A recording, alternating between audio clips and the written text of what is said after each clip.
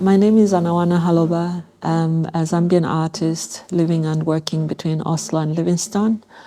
I'm here at Trondheim Museum where I'm showing my work, How to Repair My Grandmother's Basket.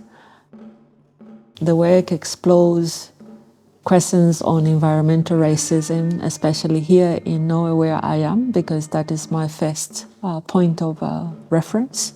My interest in working with opera is also to kind of deconstruct the fact that opera, as we know it, is not completely fully or should not be just be seen within the Western spectrum of classical music, but also to rethink other kind of operas outside, instead of just looking at Western opera as it is, but actually going into my own culture where we have a certain type of opera which is referred as folk opera, or in other parts of the world where they also have operas which are referred to as folk opera, and then have a dialogue. So there's something in the libretto which is kind of also playing with the form of opera, like how does one write things and what do you project?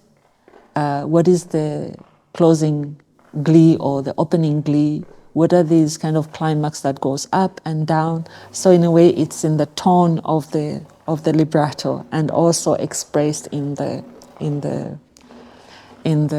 performers, that the actors that are part of this, or the bodies that you see on stage, this extension of these people that somehow through the forcefulness of some of the voices, like this person now who comes to liar, you are scared because, all this kind of stuff, like it makes you aware of the kind of the agency as well of the which is in the work.